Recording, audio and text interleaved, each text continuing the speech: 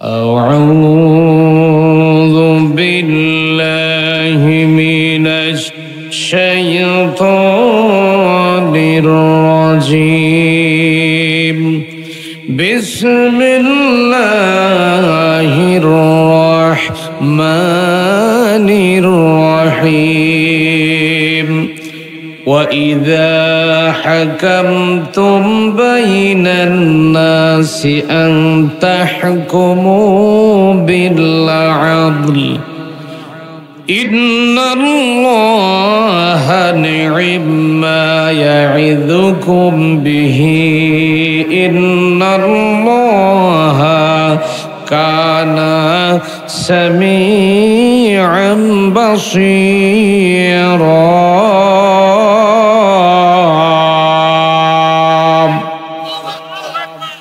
صدقت يا ربنا وقال تعالى في شان رسول الله صلى الله عليه وسلم إن الله وملائكته يصلون على النبي يا أيها الذين آمنوا صلوا عليه وسلموا تسليما اللهم صل على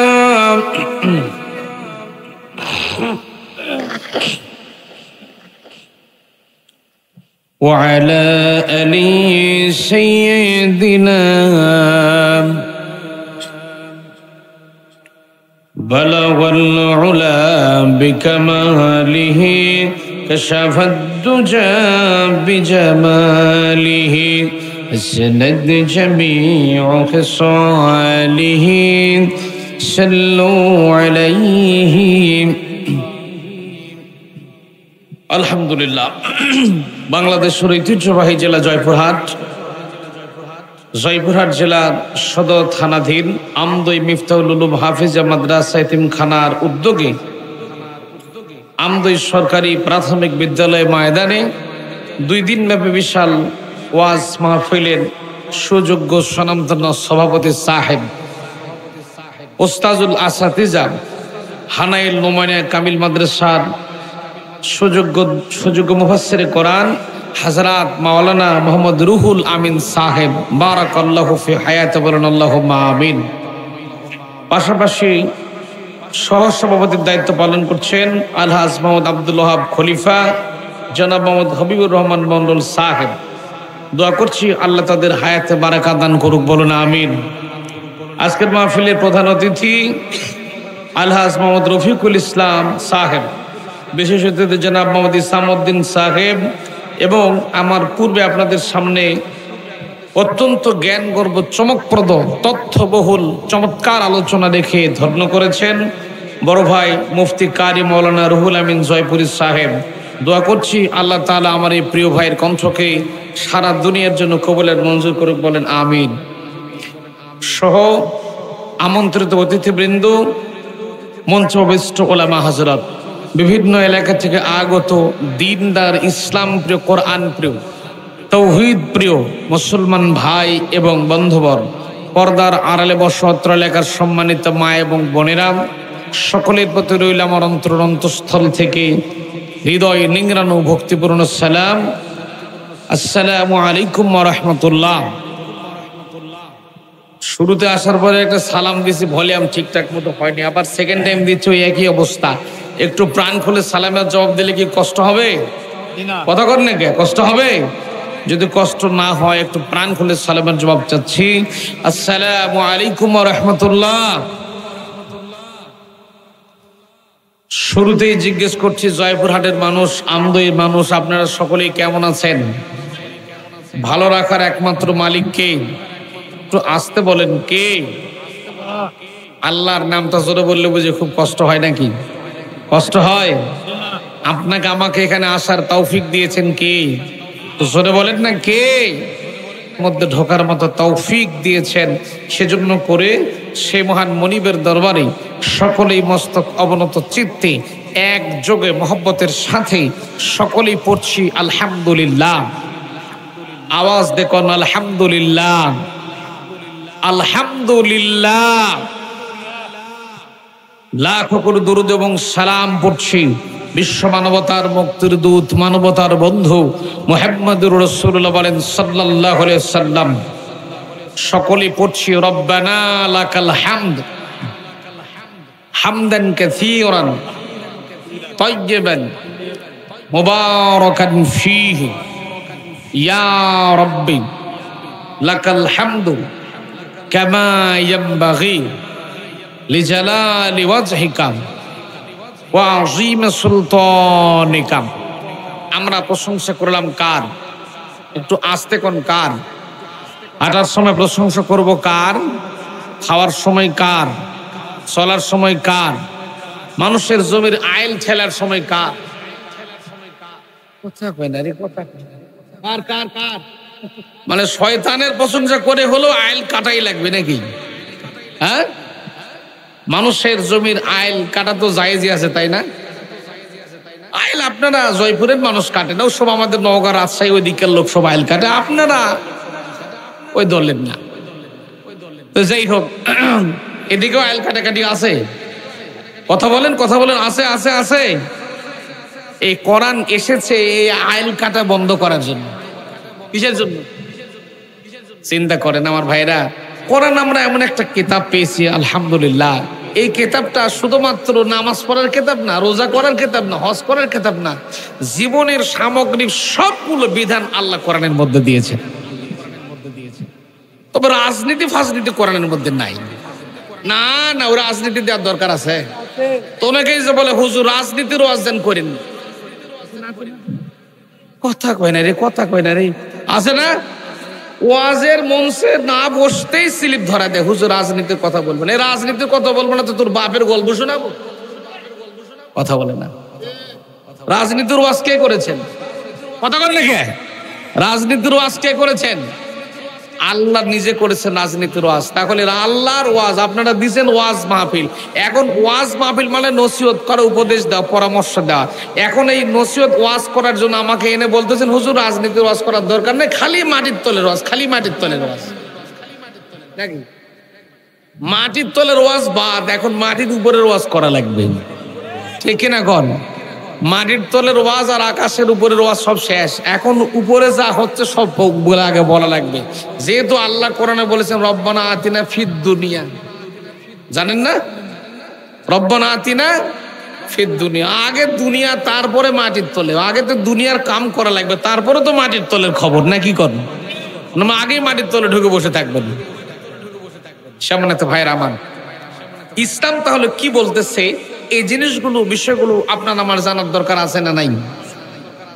ইসলাম সব বলে দিয়েছে, ক্লিয়ার বলে দিয়েছে। আল্লাহ রাব্বুল আলামিন বলেন আমান ইয়াবতাগি গায়রাল ইসলামি দীনান ফালাই ইউকবালা মিনহু ওয়া হুয়া ফিল আখিরাতি মিনাল খাসিরিন।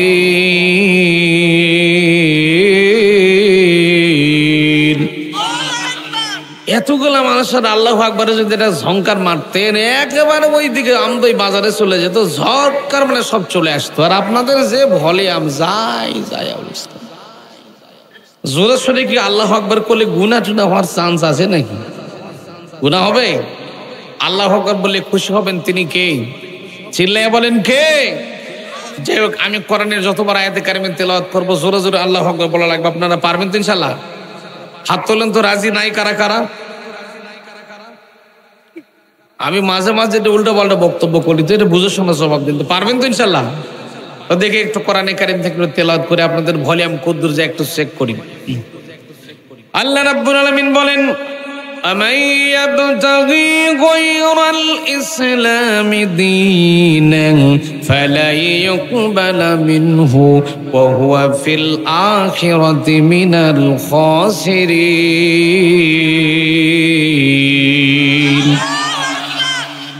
সম্মানিত ভাইরা আমার, আল্লাহ রাব্বুল আলামিন বলেন ওমে ইয়াবতাগি গায়রাল ইসলামি দীনান। কথা কার? আল্লাহ বলেন যে ব্যক্তি ইসলামকে বাদ দিয়ে অন্য কিছুর তালাশ করলো, অন্য কিছুর অনুসন্ধান করলো, ফালা ইউকবালা মিনহু, আমার আল্লাহ বলেন ওই মানুষটার কোন আমল আমার কাছে গ্রহণযোগ্যতা পায় না। ওয়া হুয়া ফিল আখিরাতি মিনাল খাসিরিন, ওই মানুষটার কোন আমল তো আমার আল্লাহর কাছে আসবেই না, বরঞ্চ ওই মানুষটা কিয়ামতের ময়দানে ক্ষতিগ্রস্তদের কাতারবদ্ধ হয়ে যাবে। তাহলে জীবনের শুরু থেকে শেষ পর্যন্ত আল্লাহর কোরআন মানার দরকার আছে না নাই?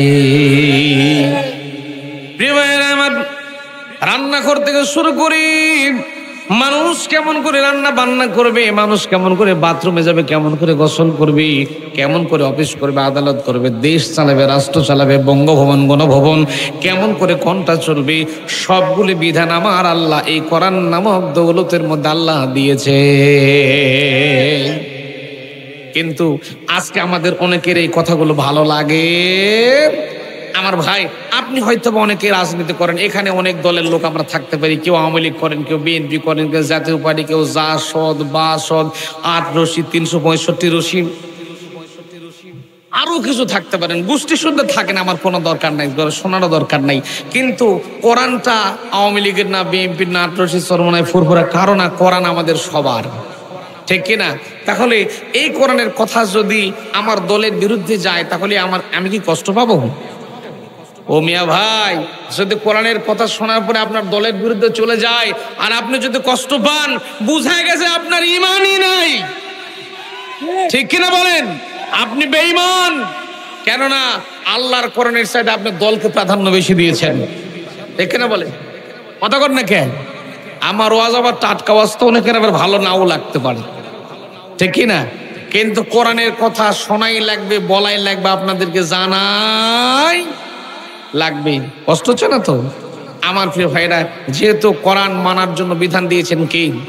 চিল্লায় বলেন কে? ভালো নাও লাগতে পারে, কিন্তু কোরআনের কথাগুলো আপনাকে আমাকে জানতেই।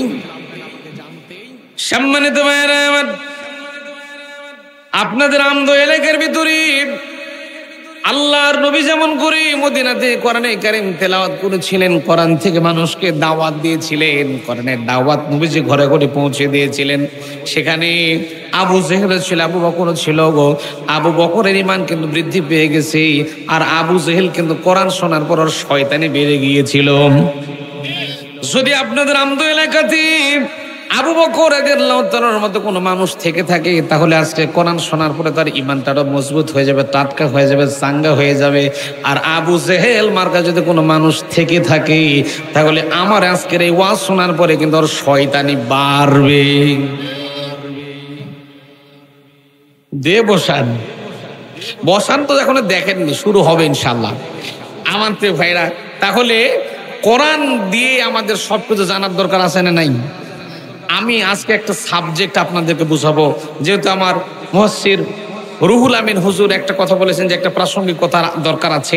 তা আমি আলোচনার মধ্যে একটা টপিকস রাখি, বিশেষ করে যেখানে প্রোগ্রামে যাই একটা আলোচনার বিষয়বস্তু নিয়ে কথা বলার চেষ্টা করি।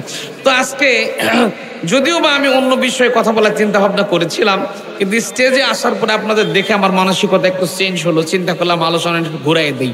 এই জন্য করে আমি আজকে একটা আলোচনার বিষয়বস্তু নিয়েছি, সেটার নাম হলো ন্যায় বিচার। কি বিচার? ন্যায় বিচার তো আজকে বাংলাদেশের সব জায়গায় হয়, কথা বলে না। শোনেন, একটা হাদিস বলি, মান ক্বালা বিহি সাদাকা, যে কোরআন দিয়ে কথা বলে সে সত্য বলে। ও মান হাকামা বিহি আদালা, যে কোরআন দিয়ে বিচার করে সে ন্যায় বিচার করে। কি করে? সম্মানিত ভাইরা আমার, আমাদের দেশ বাংলাদেশ প্রায় 92% মুসলমানের দেশ, আমরা মুসলমানের দেশে বসবাস করি। অথচ স্বাধীনতার আমাদের বাংলাদেশ প্রায় 53-54 বছর পার হয়ে গেছে। আমরা 92% মুসলমান কিন্তু একটা দিনের জন্য আল্লাহর কোরআনের বিচার কায়েম করতে পারি? পারছি? ভাইরা আমার, যদি কোরআনের বিচার থাকতো, কোরআনের বিচার যদি কায়েম হয়ে যেত, তাহলে আল্লামা দেলোয়ার হোসেন সাঈদীকে এইরকম করে দুনিয়া থেকে বিদায় হওয়া লাগতো। তিনি বিচার পেয়েছেন? অন্যায় ভাবে জুলুম করে কষ্ট দিয়ে জেলের মধ্যে ভরে দেওয়া হয়েছিল, যখন ঠিক কিনা? অন্যায় যারা করেছে, জুলুম যারা করেছে, আজকে মনে রাখা লাগবে 30 বছর পরে যদি নায়ক সালমান শাহর বিচার বাংলার জমিনে হয়, আল্লামা সাঈদীকে যারা হত্যা করেছে 100 বছর পরে হলেও তাদের বিচার এই জমিনে হবেই হবেই হবে।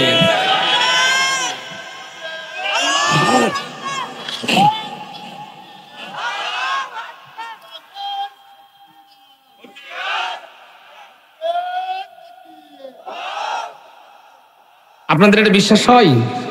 আমার প্রিয় ভাইরা, কোরআনের বিচার যদি, বিচার ব্যবস্থা যদি থাকে, তাহলে আপনি আমি কোন জায়গায় দাঁড়াবো? একটু আলোচনার মধ্যে আমরা একটু একটু করে যাব, আর আলোচনা একটু শোনাবো ইনশাল্লাহ। আমি আলোচনার সাবজেক্ট দিয়েছিলাম ন্যায় বিচার। কি বিচার? ন্যায় বিচার। এখন আমাদের সমাজের দিকে একটু তাকান তো ভাই, ন্যায় বিচার হয়? কথা কই না ভাই, হয় হয় হয়। এখন হয় কিনা এবং কোরআন হাদিস দিয়ে একটু ডিসকাস করবো আপনাদেরকে সঙ্গে নিয়ে ইনশাল্লাহ। তার আগে একটু আসেন, আয়াতটা একটু পড়ি, তারপরে একটু তেলাওয়াতের মধ্যে যাই, একটু একটু করে ভাঙ্গা ভাঙ্গা কণ্ঠে একটু সামনের দিকে এগিয়ে যেতে চাই। আমার সঙ্গে একটু কণ্ঠ মিলে একটু পড়ার চেষ্টা করেন। আউযুবিল্লাহ বিসমিল্লাহ পারেন তো নাকি? এমন ভাব করতেছে মানে কিছু জানেন না।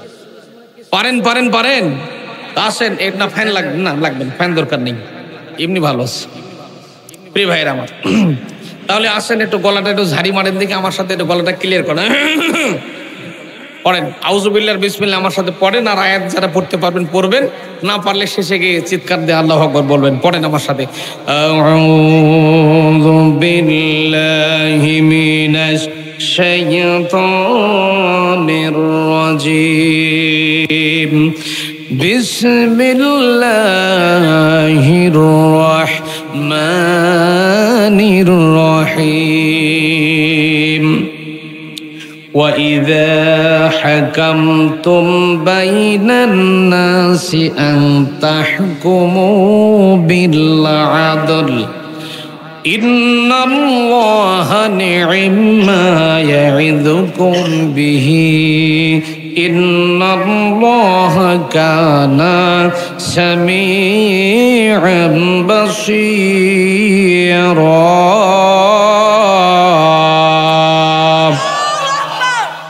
সাদাকাল্লাহুল আযীম। বিতাড়িত মুরতাদ শয়তানের ওয়াসওয়াসা থেকে পানাহ চেয়ে নিয়ে পরম করুণাময় আল্লাহ সুবহানাহু ওয়া তাআলার নামে কোরআনে কারীম থেকে আলোচনা আপনাদের কাছে শুরু করছি। আমার প্রিয় ভাইরা, আমি আপনাদের সামনে তেলাওয়াত করেছি, সূরাটার নাম হলো সূরা নিসা। কোন সূরা ভাই? একটু কথা বলেন, কথা বলেন, কোন সূরা? সূরা নিসা। এই সূরা নিসা আয়াত আছে 176টা। তার মধ্যে আমি তেলাওয়াত করলাম আয়াত নম্বর 58 কিছু অংশ তেলাওয়াত করেছি। আর এই সূরা নিসা অবতীর্ণ হয়েছে মদিনায়। কোন জায়গা? মদিনায়। একটু খেয়াল করেন, সূরাটার নাম কি যেন বললাম? নিসা। কোন জায়গা অবতীর্ণ হলো? আয়াত নম্বর কত? 58। এই সূরা নিসা যখন মদিনায় অবতীর্ণ হলো, আল্লাহর নবী মুহাম্মদ রাসূলুল্লাহ সাল্লাল্লাহু আলাইহি সাল্লাম ছিলেন তখন মদিনার রাষ্ট্রপতি। না সুবহানাল্লাহ বলার দরকার নাই, নবী মানুষ, রাষ্ট্রপতি, কামটা কি ঠিক? হ্যাঁ, কামটা তো ঠিক না। ঠিক আপনারা মনে করতেছেন ঠিক তো? আচ্ছা, এই আয়াত যখন মদিনায় নাজিল হলো, এই সূরা নিসার 58 নম্বর আয়াত যখন মদিনায় নাজিল হলো, তখন আল্লাহর নবী মুহাম্মদ রাসূলুল্লাহ সাল্লাল্লাহু আলাইহি সাল্লাম ছিলেন তখন মদিনার রাষ্ট্রপতি, প্রেসিডেন্ট। কি ছিলেন?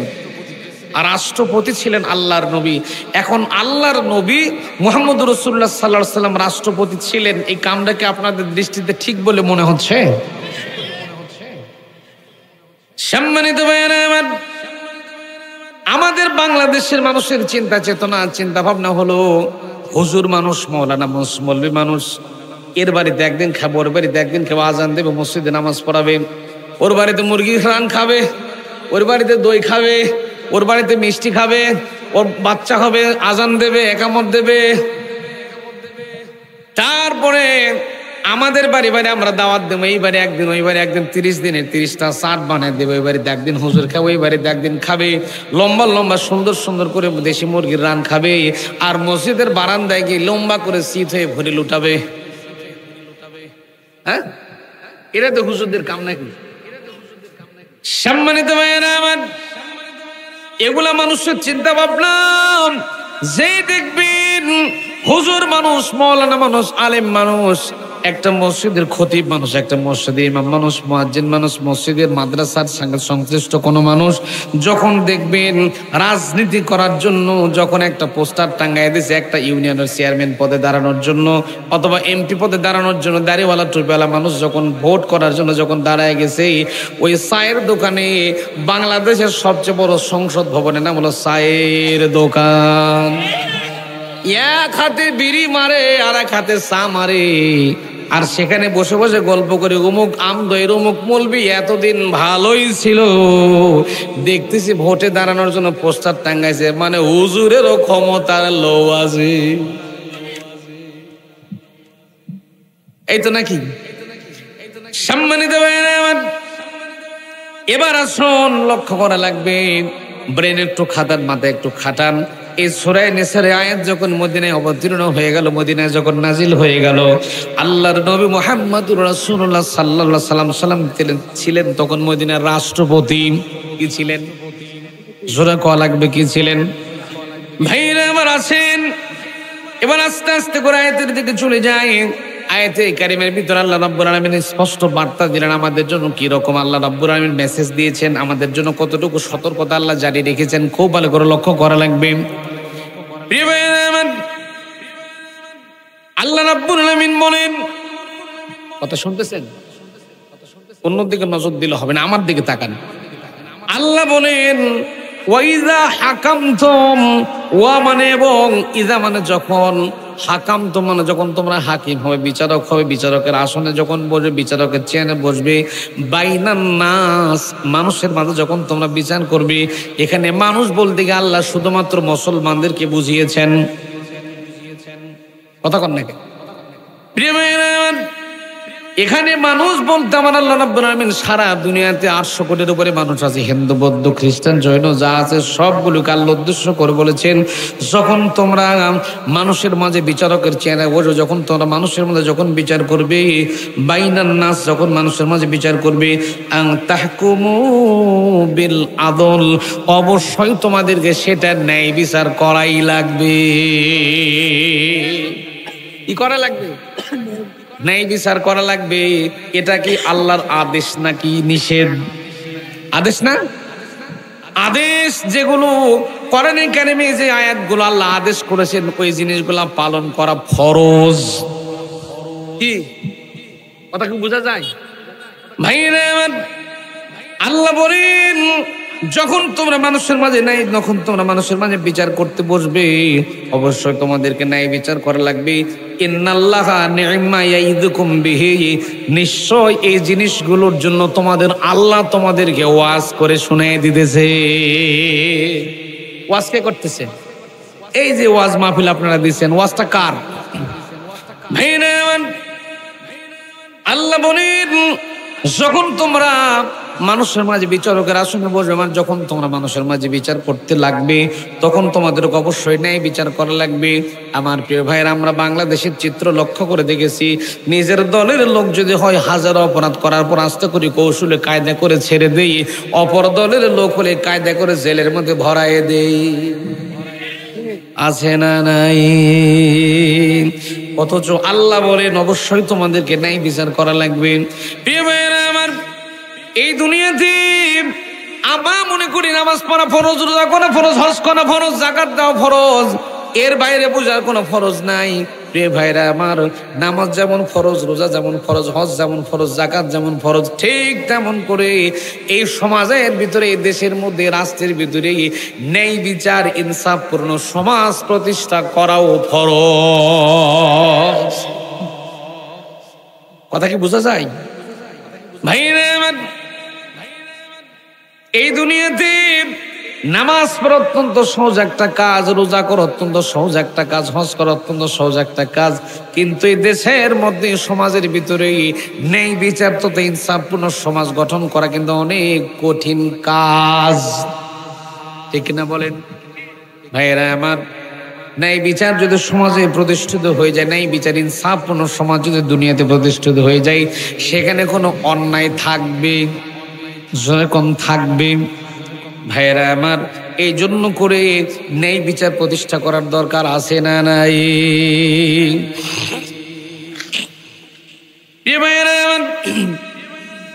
কষ্ট হচ্ছে না তো ভাইরা?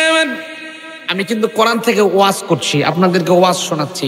এতে যদি দেখেন অনেকে ওঠাউঠি করতেছে, কষ্ট পাচ্ছে, মনে করবেন এটা ওই গ্রুপের লোক। কথা বলে না, ঠিক না বলেন? আচ্ছা, আমি তো সুন্দর করে নেট অ্যান্ড ক্লিন করে আপনাদের কথাগুলো বোঝানোর চেষ্টা করছি। আমার ভাষা বুঝতে কি আপনাদের কষ্ট হচ্ছে? আমি তো আল্লাহ রহমতে বাংলাদেশ সহ বিশ্বের অনেকগুলো দেশে গিয়েছি। সৌদি আরব গেছি, বাহরাইন গেছি, দুবাই, কুয়েত, কাতার, তারপর ইন্ডিয়াতে এমন কোন রাজ্য নেই যে আমি ঘুরিনি। দেখতে বাচ্চা হুজুর, পিচ্ছি হুজুর, কিন্তু আল্লাহ রহমতে আল্লাহ অনেকগুলো দেশে ঘুরাইছেন। বাংলাদেশের প্রায় সব জেলাতে আমি গিয়েছি।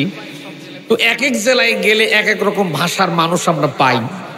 এই দেখবেন আমাদের পাশের জেলা চাঁপাইনবাবগঞ্জের মানুষ সিনকে সিন পরে, সিনকে সিন পরে। আপনি যাবেন, আপনাকে বলো আসসালাম আলাইকুম, মানে আগে সালা তারপর দুলা ভাই, ঠিক না বলেন? আবার সিরাজগঞ্জ চলে যান, সিরাজগঞ্জের লোকেরা সিরাজগঞ্জ বলে হিরাজগঞ্জ। তারপরে বরিশাল, নোয়াখালী অঞ্চলে চলে যান, ওরা বলে, নোয়াখালীর লোকেরা পানি বলে না, হানি। তারপরে ওই অঞ্চলে চলে যান, এক এক জায়গার ভাষা এক এক রকম, আছে না নাই? এক এক রকম, এক এক জায়গার ভাষা। আমি গত কয়েক বছর আগে গিয়েছিলাম বাংলাদেশের একটা জায়গা, সিলেট বিভাগের একটা জেলার নাম হলো হবিগঞ্জ। সেখানে যাওয়ার পরে আমি একটা ঝামেলায় পড়ে গেছি। নাস্তার মধ্যে এক মুরব্বী বয়স্ক আমার এসে বলছে, হুজুর আপনি শুকনা গু খাবেন না ভিজা গু খাবেন? আমি তো টেনশনে পড়ে গেছি। ঘটনা কারি গু এত কষ্ট করে, এত লং জার্নি করে আসার পরে এই নগর থেকে এসেছি গু খাওয়ার জন্য। আমারে বলতে, হুজুর আপনি শুকনা গু খাবেন না ভিজা গু খাবেন? আমি তো বুঝিনি ভাষা। আমি একজনকে ডেকে বললাম, একটা ছেলেকে ডাকতে বললাম, এই বাবাই, ইনি যে কথাটা বললো একটু ডিসকাস করো তো দেখি, এর ঘটনাকে এই মানেটাকে একটু বুঝাই দাও। সে আমার বলছে, হুজুর আপনি শুকনা মিষ্টি খাবেন না ভিজা মিষ্টি খাবেন? আমি চিন্তা করলাম, হরে সারের সর্বনাশ, যদি না জানতাম তাহলে তো বেখাই ধা। এই জন্য এক এক রকম, এক এক জায়গার ভাষা এক এক রকম। তবে আমাদের নওগাঁ, জয়পুরহাট, বগুড়া অঞ্চলের ভাষা কিন্তু অনেক মাধুর্যপূর্ণ ভাষা, যেরকম আল্লাহু আকবার। এই মাধুর্যতা দিয়েছেন কে? চিল্লায় বলেন কে? আমার প্রিয় ভাইরা, আল্লাহর কোরআনের বিচার থেকে কথা বলতেছি। নামাজ, রোজা, হজ, যাকাত করা কিন্তু সহজ, কিন্তু আল্লাহর কোরআন দিয়ে বিচার করা কিন্তু কঠিন। কেননা আল্লাহর কোরআনের বিচার হলে নিজের দলের লোক হোক, নিজের বাপও যদি অপরাধ করে, বাপকেও শাস্তি দেওয়া।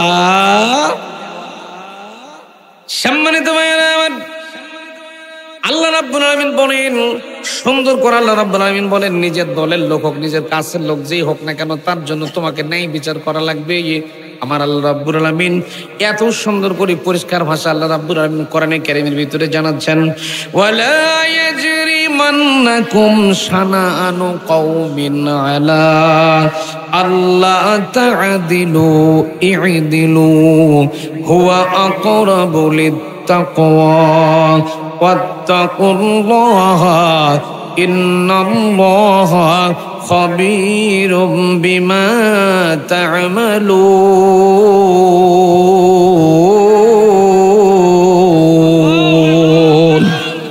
প্রিয় ভাইরা, নবী আমার ডাকতে বললেন, ওসামারে তোমাকে এই বিচারটা সুন্দর করে আবার রিভিউ করার জন্য কে আমার কাছে তোমাকে পাঠায় দিল, একটা বারের জন্য বলো। হযরত ওসামা বিন যায়েদ রাদিয়াল্লাহু তাআলা আনহু ডাকতে বললেন, ইয়া রাসূলুল্লাহ, হে আল্লাহর নবী, আপনার সাহাবায়ে কেরাম আমাকে পাঠিয়ে দিয়েছেন। আপনার সাহাবায়ে কেরাম আপনার সামনে কথা বলতে পারছিল না, তাদের সাহসে কোলায় না, তারা কথা বলতে পারছিল না। এই জন্য করে আমাকে আপনার সামনে পাঠিয়ে দিয়েছে, যাতে করে বিচারটা একটু দুর্বল করে দেওয়া হয়। নবীজির সঙ্গে সঙ্গে সাহাবায়ে কেরামদেরকে ডাক দিলেন, ডাকতে বলেন, সাহাবায়ে কেরাম আমার সামনে তোমরা একটু বসো, তোমাদের সামনে আমি একটু কথা বলতে চাই। আল্লাহর নবী বলেন, সাহাবীরা রে, আজকে যে রায় দিয়েছি, এই মহিলা আমার দলের লোক, আমার কাছের লোক, আমার কুরাইশ বংশের মহিলা। এই মহিলার জন্য আমি নবী আল্লাহর কোরআন থেকে রায় দিয়েছি, মহিলার হাত কাটার জন্য রায় দিয়েছি। আজকে যদি এই মহিলার জায়গাতে আমার নিজের মেয়ে, কলিজার টুকরা মেয়ে, খাতুনে জান্নাত হযরতে ফাতেমা রাদিয়াল্লাহু তাআলা যদি চুরি করতো, আর এই বিচারটা যদি আমি নবী আমার কাছে আসতো, আমি নবী ফাতেমা কিনা সেই জিনিসটা দেখতাম না। আমার নিজের কলিজার টুকরা মেয়ে হযরতে ফাতেমার দুইটা হাত কেটে বাদ দিয়া দিতাম। এর নাম নাই বিচার, এর নাম ইনসাফ, এর নাম আদল। আল্লাহু আকবার। যেখানে কোনো দল নাই, মত নাই, কিচ্ছু নাই, যে দলের হোক, যে মতের হোক, যে গ্রুপের হোক না কেন, ইনসাফপূর্ণ আদল সমাজ গঠন করাই লাগবে। এর জন্য আল্লাহর কোরআনকে প্রতিষ্ঠা করার দরকার আছে না নাই? কথাগুলো কি বুঝতেছেন আপনারা? ছোট্ট কোনার একটা বিচার বলি, দেখেন আমাদের সমাজে জমি জমা সংক্রান্ত ঝামেলা আমাদের সমাজে হয় না ভাই? কথা কয় না রে, কথা কন না কেন? হয়তো নাকি, হয়তো নাকি। তো নবীর জামানায় জমি জমা সংক্রান্ত একটা ঝামেলা হলো। এই বাচ্চাদেরকে একটু আটকাও তো বাবা। তো আমার নবীর জামানায় ভালো করে খেয়াল করেন, একজন মানুষ মুসলমান, এখন প্রভাবশালী যারা অর্থওয়ালা, টাকাওয়ালা যারা প্রভাবশালী হয়, এদের অর্থের গরমে টাকার ঠেলায় একটু পাওয়ার বেশি হয়। কথা কয় না, মানে টাকার একটা গরম আছে না, টাকার গরম। গরিব মানুষকে মনেই করতে চায় না, মানুষ বলে মনেই করে না, ঠিক না? কোন মানে পাওয়ারের ঠেলায় ওর গরম দেখে কি আছে না নাই? তো আল্লাহর নবীর জামানায় একজন মুসলমান ছিল, নাম ছিল বিশর। কি নাম বললাম? ওয়াজটা মুখস্থ করেন, কি নাম বললাম? মুসলমান নাম হলো বিশর। ভালো করে মনে রাখেন, আদল যে আমার নবী করেছিলেন, ইসলাম যে ইনসাফপূর্ণ একটা ধর্মের নাম, ইনসাফপূর্ণ ন্যায় বিচার প্রতিষ্ঠা করার নাম হলো ইসলাম, আল্লাহর কোরআন। তা আমার নবীজি জলজন্ত প্রমাণ হিসেবে রেখে দিয়েছিলেন, যখন সুবহানাল্লাহ। তো বিশর নামক মুসলমান, তার বাড়ির পাশে একটা ইহুদি ছিল। ইহুদির এক টুকরা জমি, এক খণ্ড জমি, ইহুদির অরিজিনালি জমিটা ছিল ইহুদি মানুষটার। ইহুদির এই এক খণ্ড জমি, এক টুকরা জমি, ইহুদি আগে চাষবাস করত। কিন্তু এই বিশর মানে গরমের ঠেলায়, টাকার প্রভাবে, গরমের ঝাঁকির ছুটে ওই ইহুদির এক খণ্ড জমি জবরদখল করে, জাল দলিল করে ভোগ দখল করতেছেন। এখন জবরদখল করা, জাল দলিল করার পাবলিক তো বাংলাদেশে নাই। কথা বলে না? আছে আছে আছে। জাল দলিল করা তো জায়েজ আছে, তাই না? ওয়াজ একটু বাস্তবতার সাথে মিলান, একটু মিলান আমার ভাইরাম।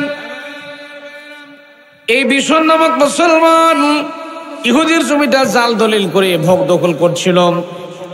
ইহুদির জমিটা জবরদখল করে, ভোগ দখল করে, জাল দলিল করে যখন ভোগ দখল করে খাইতেছিল, ইহুদি বারবার গিয়ে বিশরের কাছে বলে, ভাই বিশরের মুসলমান, তুমি তো মুসলমান, তুমি তো নবীর দলের লোক, তুমি তো নবীর দলের লোক, নবীর সাথে থাকো, নবীর পেছনে নামাজ পড়ো, নবীর সাথে জিহাদে পয়সা দাও, টাকা দাও, সবকিছু নবীর সাথে করো।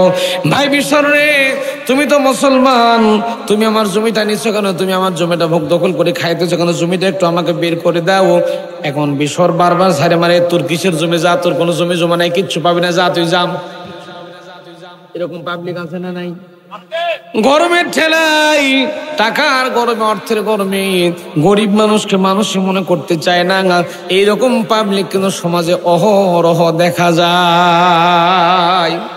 আমার এলাকায় আমি দেখেছি হাজি মানুষ হজ করে, বারবার মক্কা যে হজ করে, এইদিকে নিজের বোনেদের জমি জাল দলিল করে খাইতেছে। এইরকম পাবলিক আমাদের সমাজে আছে না নাই? বাপ মরে গেছে, বোনদেরকে ফাঁকি দিছে, বোনদেরকে ফাঁকি ওয়ারিসান সম্পদ যা আছে নিজের নামে লিখে নিছে।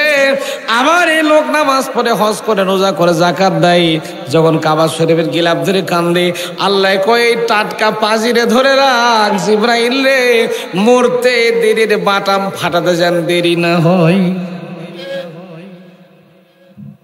ভাইরা আমার, উত্তরাধিকার সম্পত্তি ফাঁকি যদি দ্বারা দেবে, মান কথা মিরাস কথাল্লাহিয়াব, বিশ্ব নবী বলেন, যদি কোনো মানুষ উত্তরাধিকার সম্পত্তি ফাঁকি দিয়ে দেয়, তাহলে আল্লাহর সঙ্গে বান্দার সম্পর্ক থাকে না।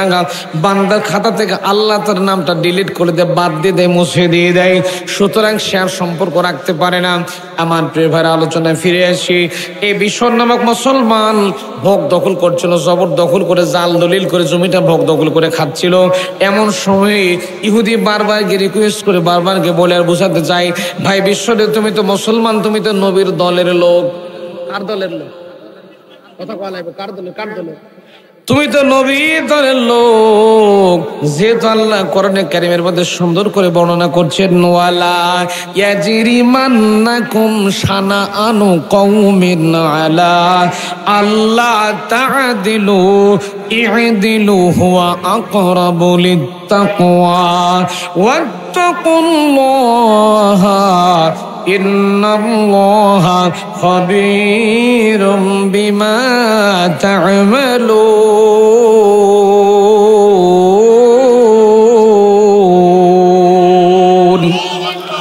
আল্লাহ বলেন, যে দলের লোক হোক না কেন, তোমার অপছন্দের লোক হোক না কেন, যেই হোক না কেন, তার বিচারটাও যদি তোমার কাছে আছে, অবশ্যই তোমাকে সেটাও ন্যায় বিচার করাই। এই ঘোষণা কার? জোরে বলেন কার? ভাইরা আমার, বারবার ইহুদি যখন বিশ্বরের কাছে গিয়ে বলে, ভাই বিশ্বরে তুমি জমিটা আমাকে ফেরত দাও, বিশ্বর তখন তাকে ঝাড়ি মানে আর বলে, তোর কোনো জমি নেই, তুই কোনো জমি জমা পাবি না, তুই যা। আমার ভাইয়েরা, তখন মদিনার রাষ্ট্রপতি যিনি ছিলেন তার নাম হলো মুহাম্মদুর রাসূলুল্লাহ সাল্লাল্লাহু আলাইহি সাল্লাম। বিশ্বর যখন জমি দেয় না, ইহুদিকে যখন জমিটা ফেরত দিচ্ছিল না, বিশ্বর যখন জমি দেয় না, তখন চলে গেল, ইহুদি চলে গেল আল্লাহর নবীর কোর্টে একটা মামলা দায়ের করলো।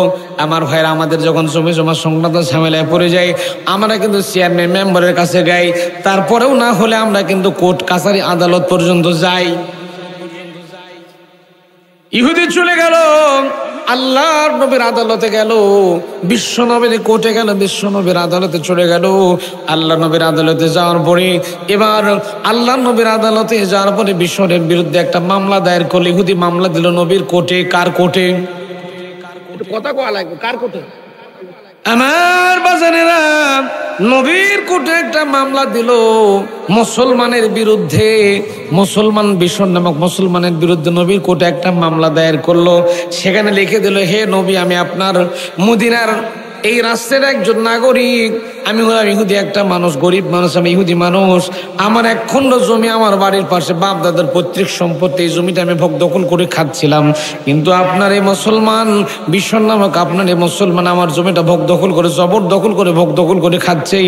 হে নবী, আপনার কাছে আমার এই জমিটা উদ্ধার করার জন্য প্রার্থনা করতেছি। নবী হে, আপনি একটা সুন্দর রায় দিয়ে দেন, আমাকে জমিটার ব্যবস্থা করে দেন, জমিটার ব্যবস্থা আমার পাওয়ার জন্য ব্যবস্থা করে দেন।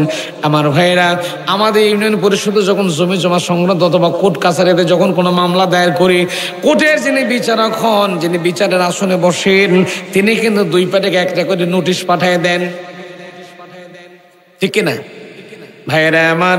নোটিশ করার পরে দুই পক্ষকে বাদ বিবাদে দুই পক্ষকে ডাকা হয়, তারপরে শুনানি চলে, মামলা চলমান থাকে, তারপরে সেটা সাইডের ডিসিশন হয় কি করা যাবে। ভাইয়েরা, নবীজি বিচার পাওয়ার পরে এরকম সঙ্গে সঙ্গে চিঠি করলেন, বিষয়কেও চিঠি দিলেন, ইহুদিকেও চিঠি দিলেন, অমুক সময় অমুক টাইমে তোমাদের বিচার করাবে, তোমরা চলে আসবে, তোমাদের বিচার পরিচালনা করা হবে। ভাইয়েরা আমার, বিচার পরিচালনা করার জন্য এবার যখন চলে আসলো, বিচার পরিচালনা, দুই পক্ষের বিচার পরিচালনা করা হবে, বিচার করা হবে। আমার প্রিয় ভাইয়েরা, বিচার করার জন্য ঠিকঠাক মতো সঠিক বিচার করার জন্য কিন্তু সঠিক সাক্ষী দরকার আছে। সাক্ষী ছাড়া বিচার চলে চলে চলে চলে এই বিষয়টার আলোচনাটা আমি করবো, তার আগে একটা ছোট্ট ঘটনা, সাক্ষী সংক্রান্ত একটা কথা না বললে পারতেছি না।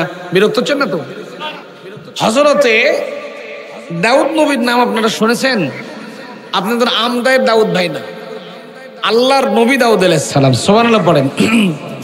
দাউদ নবী তিনি একজন উলুল আজম পয়গম্বর ছিলেন। তার অনেকগুলো সন্তান ছিল, তার মধ্যে সবচেয়ে ছোট্ট সন্তান যিনি ছিলেন তার নাম ছিল হযরত সুলাইমান আলাইহিস সালাম। কি নাম? সুলাইমান আলাইহিস সালাম। বাপও নবী, বেটাও নবী, সুবহানাল্লাহ পড়েন। সূরা নমলের মধ্যে অনেকগুলো আলোচনা এসেছে, ওয়ালাকাদ আতাইনা দাউদুল্লাহ সুলাইমান ইলমা, এরকম বিশাল আলোচনা আছে, যে আমি ছোট্ট করে বলছি।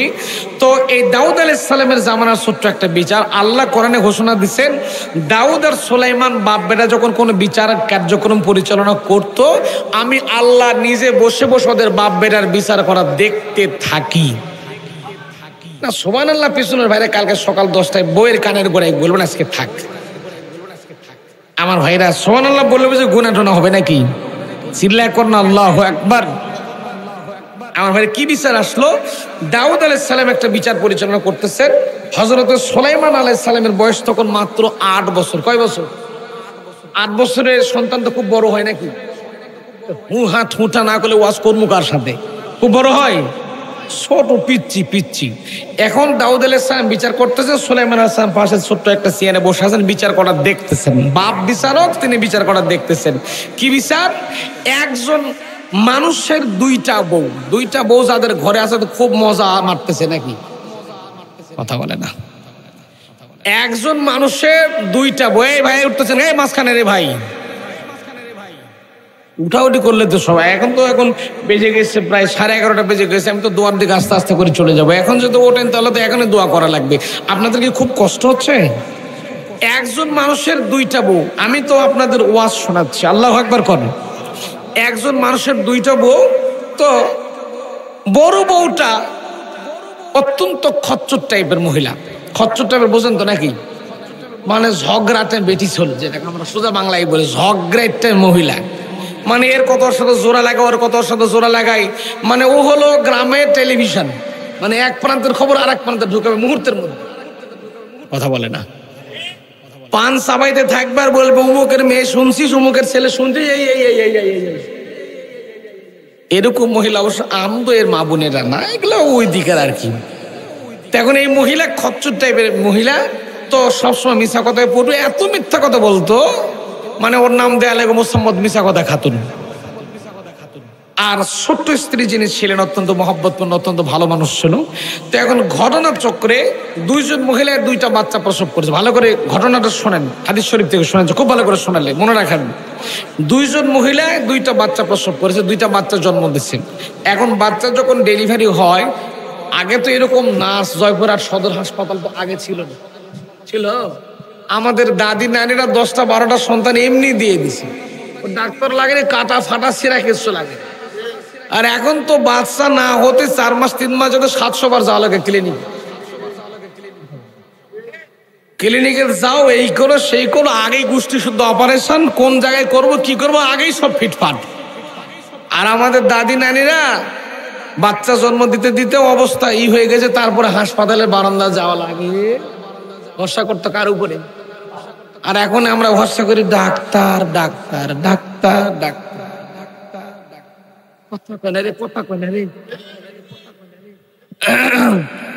ভাইরা আমার, তো সেই যুগে মহিলা সন্তান করার জন্য, প্রসব করার জন্য দাইমার দরকার ছিল। যারা সন্তান যারা ধরে তাদেরকে কি বলেন? দাইমা বলে না? এখন ঘটনার চক্করে দুইজন স্ত্রী দুইটা সন্তান প্রসব করলো। বড় স্ত্রী মৃত পুত্র সন্তান জন্ম দিল, আর ছোট স্ত্রী জীবিত পুত্র সন্তান জন্ম দিল। ভালো করে ঘটনাটা শোনেন আমার ভাইয়েরা। এই বড় স্ত্রী জীবিত পুত্র সন্তান জন্ম দিল, ছোট স্ত্রী পুত্র সন্তান জন্ম দিল। জীবিত পুত্র সন্তান ছোট স্ত্রী জন্ম দিল, আর মৃত পুত্র সন্তান বড় স্ত্রী জন্ম দিল। আমার ভাইরা, আমি আগেই বলেছি, বড় স্ত্রী ছিল মিশা কথা কতন খচ্চর টাইপের বদমাইশ মহিলা ছিল। বড় স্ত্রী আর ছোট স্ত্রী ছিল অত্যন্ত ভদ্র, অত্যন্ত ভালো একটা মানুষ। আমার ভাইয়েরা, বড় স্ত্রী যখন সন্তান জন্ম দিয়েছে, সন্তান জন্ম দিতে গিয়ে বড় স্ত্রী কিন্তু জ্ঞান হুঁশ হারা হয়নি, তার জ্ঞান ছিল, কথা বলতে পারতো। সন্তান ডেলিভারি করার পরে, সন্তান জন্ম দেওয়ার পর বড় স্ত্রী লক্ষ্য করে দেখতেছে তার মরা সন্তান। দাইমারে ডাকতে বলছে, আমার কি সন্তান? দাইমা বলে, তুমি মরা পুত্র সন্তান জন্ম দিয়েছো। এবার আস্তে করে বলতেছে, ছোট স্ত্রী কি সন্তান জন্ম দিয়েছে? দাইমা মুস্কি মুস্কি হাসে আর ডাক দেখো, ছোট স্ত্রী জীবিত পুত্র সন্তান জন্ম দিয়েছে। এবার আস্তে করে খচ্চর মহিলা, আমার ভাইরা, ছোট স্ত্রী যখন সন্তান ডেলিভারি করছিল, যখন সন্তান প্রসব করছিল, আমার প্রিয় ভাইরা, সন্তান যখন ডেলিভারি হয়, সন্তান যখন প্রসব হয়ে যায়, এত রক্ত পড়ে, মায়েদের শরীর থেকে এত রক্ত পড়ে যায়, অনেক মা কিন্তু সন্তান প্রসব করতে গিয়ে মরেও যায়। ভাইরা আমার, তো ছোট স্ত্রী আল্লাহর বান্দার ছোট স্ত্রী সন্তান জন্ম দিতে গিয়ে ব্লিডিং চলছিল, রক্তপাত হচ্ছিল, রক্ত পড়তে পড়তে পড়তে এক পর্যায়ে অজ্ঞান হয়ে জমিনে সেন্সলেস হয়ে পড়ে গেছে। আল্লাহর বান্দির কোনো হুঁশ ছিল না, কোনো জ্ঞান ছিল না, অজ্ঞান হয়ে জমিনের উপর পড়ে আছে। এট এ টাইম বড় স্ত্রী ডাকতে বলতেছে, ছোট স্ত্রী কি সন্তান জন্ম দিয়েছে? এবার দাইমা ডাকতে বলতেছে, ছোট স্ত্রী জীবিত পুত্র সন্তান জন্ম দিয়েছে। এবার বড় স্ত্রী মুসাম্মদ নিসা কথা খাতুন আস্তে করে মোটা একটা বান্ডিল, আস্তে করে মোটা একটা বান্ডিল দাইমার হাতের মধ্যে ধরে দিয়ে বলতেছে, আমার মরা পুত্র সন্তান ছোট স্ত্রীর কোলের মধ্যে দাও, আর ওর জীবিত পুত্র সন্তান আমার কোলের মধ্যে দাও। সুবহানাল্লাহ।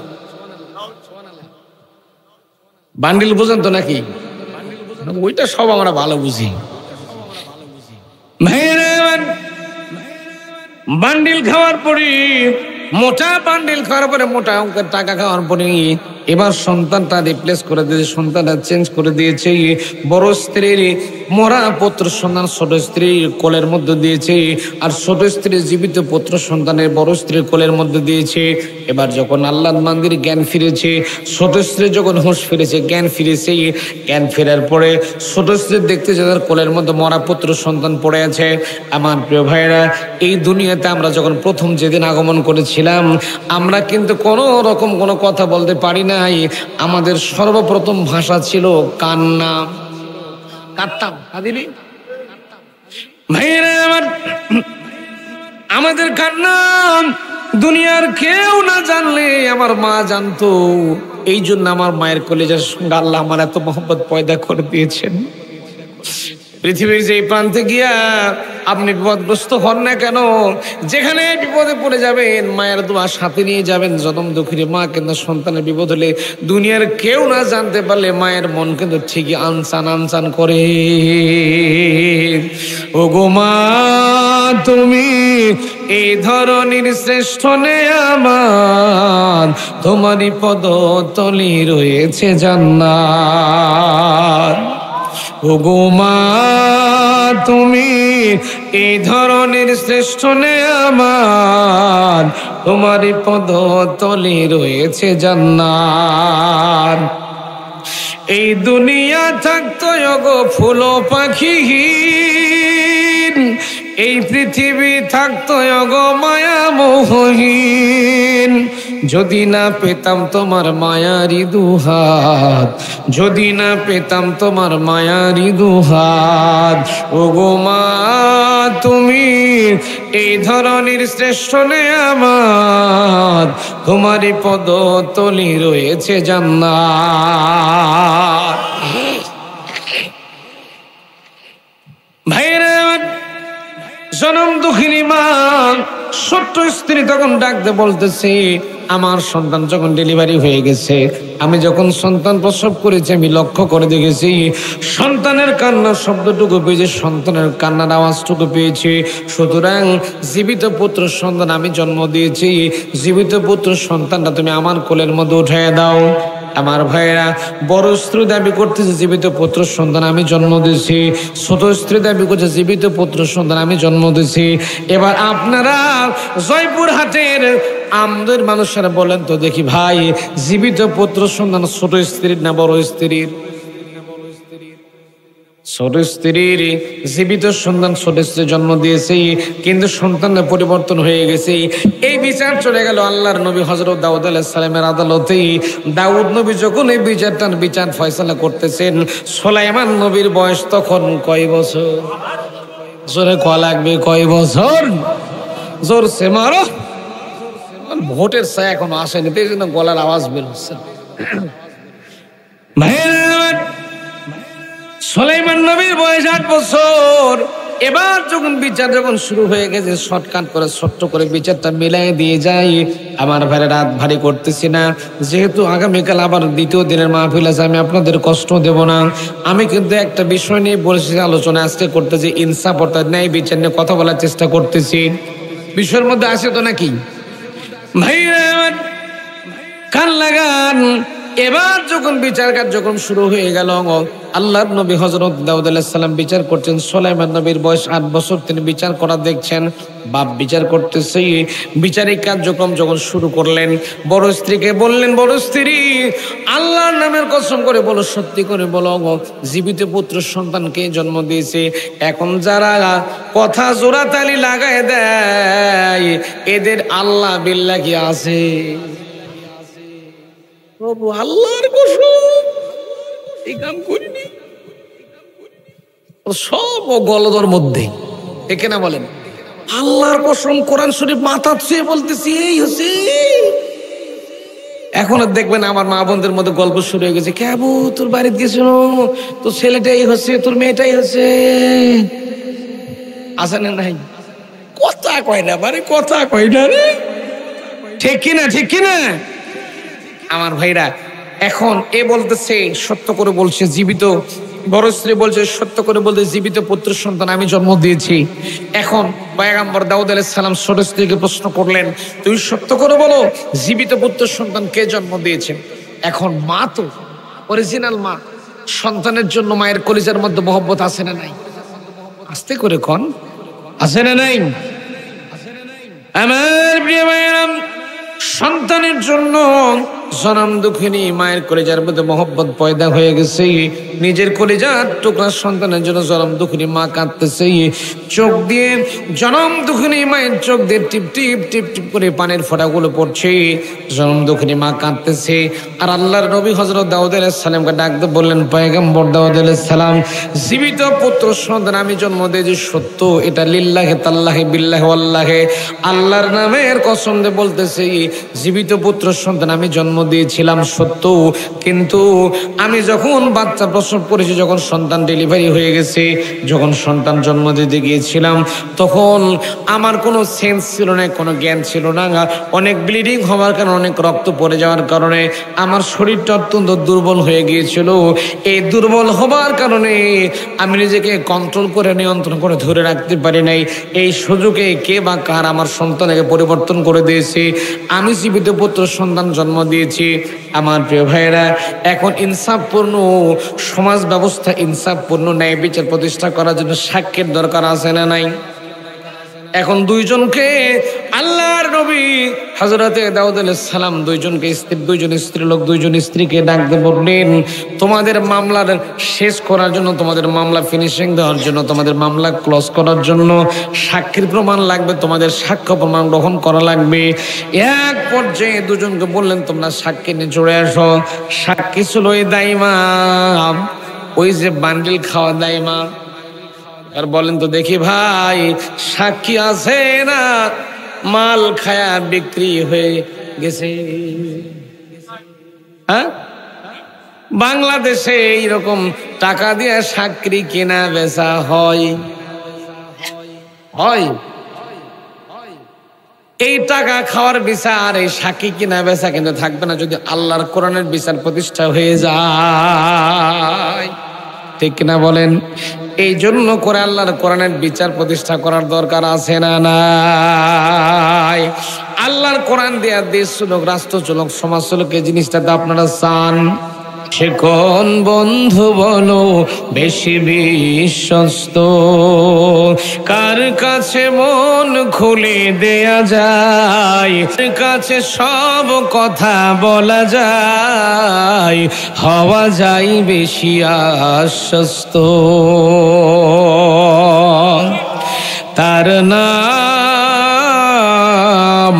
আহমদ, বড় বিশ্বস্ত। সে কোন বন্ধু বলো বেশি বিশ্বস্ত, যেজন কখনো ব্যথা দিতে জানে না, যেজনকে বলি মুছে দেয় বেদনা, যেজন কখনো ব্যথা দিতে জানে না, যেজনকে বলি মুছে দেয় বেদনা। হৃদয়ের হাহাকার আপন করে নিতে আর কার বুক এত প্রশস্ত, তার নাম আহমদ বড় বিশ্বস্ত। মহানবী বলে তারে কেউ বা ডাকে, আমি ডাকি প্রিয়তম। মহানবী বলে তারে কেউ বা ডাকে, আমি ডাকি প্রিয়তম। সে আমার ধ্যান ভালোবাসা প্রেম, মধুময় মনোহর স্বপ্ন সম। যে জন করুণার অনুপম উপমা, যার মতো মরমি কোথাও আর মেলে না। যে জন করুণার অনুপম উপমা, যার মতো দরদি কোথাও আর মেলে না। জীবনের আঙিনা আবাদ করে দিতে আর কার বুক এত প্রশস্ত, তার নাম আহমদ বড় বিশ্বস্ত। সে কোন বন্ধু বলো বেশি বিশ্বস্ত, কার কাছে মন খুলে দেয়া যায়, কার কাছে সব কথা বলা যায়, হওয়া যায় বেশি আশ্বস্ত, তার নাম আহমদ বড় বিশ্বস্ত।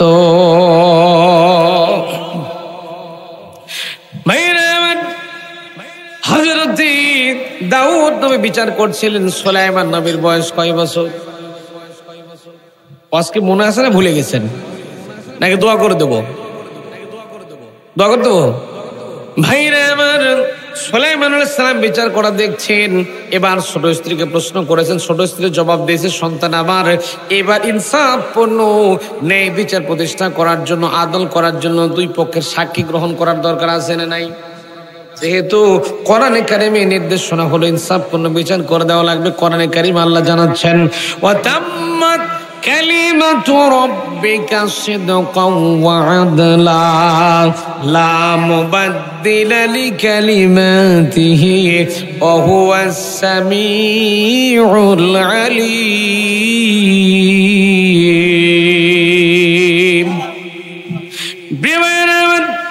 যখন সাক্ষীর কথা বলা হলো, সঙ্গে সঙ্গে সাক্ষী দাঁড় করায় দিল। এই মহিলা তখন বড় স্ত্রী মুসাম্মদ মিসা কথা খাতুন তখন ডাকতে বলতে, সাক্ষী আমার আছে। যে সাক্ষী হলো বান্ডিল খাওয়া দাইমা। কোনদা? বান্ডিল খাওয়া দাইমা। তখন সাক্ষী যখন দাঁড় করে দেওয়া হলো, এখন যারা টাকা দিয়ে বিক্রি হয়ে যায়, এদের কাছে সত্য মিথ্যা কিছু আছে নাকি? বান্ডিল খাওয়ার পরে বিক্রি হয়ে গেছে। এই দাইমা তখন ডাকতে বলতেছে, দাউদ নবী তখন দাইমাকে কোর্টে দাঁড় করায় দিল। ডাকতে বলতেছে, সত্য করে বলো, জীবিত পুত্র সন্তানটা কে জন্ম দিয়েছে, তুমি একটু সত্য করে বলো। এখন দাইমা টাকা খায়া দাইমা তো বিক্রি হয়ে গেছে। এবার দাইমা তখন ডাকতে বলেছে, হ্যাঁ বোনাঙ্গা, আমি দেখেছি সন্তান যখন দুইজন ডেলিভারি করছিল, সন্তান যখন প্রসব করছিল, আমি তাদের কাছে ছিলাম। আমি জানি সন্তানটা জীবিত পুত্র সন্তান জন্ম দিছে বড় স্ত্রী। সত্য না মিথ্যা? মিথ্যা কথা বললো। ডাকতে বলতেছে, জীবিত পুত্র সন্তান জন্ম দিয়েছে বড় স্ত্রী। এবার যখন সাক্ষী যখন পেয়ে গেলেন, আল্লাহর নবী হযরত দাউদ আলাইহিস সালাম সন্তানটাকে, জীবিত পুত্র সন্তানটাকে বড় স্ত্রীর কোলের মধ্যে দিয়ে দিলেন। এবার বড় স্ত্রী জীবিত পুত্র সন্তান পাওয়ার পরে সন্তুষ্ট চিত্তে, আনন্দ চিত্তে জীবিত পুত্র সন্তানটাকে কোলের মধ্যে নিয়ে রাজ দরবার ত্যাগ করে, বাদশার দরবার ত্যাগ করে চলে যাচ্ছিল। আর এইদিকে আনন্দ চিত্তে, সন্তুষ্ট চিত্তে, হাসি খুশি মনে বড় স্ত্রী যখন যাচ্ছিল, অপর দিকে ছোট স্ত্রী নিজের কলিজার টুকরা সন্তানকে, বুকের সন্তানকে আগলে রাখতে পারলো না, জন্য করে কাঁদতেছে, চোখের পানি পড়তেছে, চোখের পানি পড়তেছে আর কাঁদতেছে, আল্লাহর কাছে দরখাস্ত করতেছে। কার কাছে?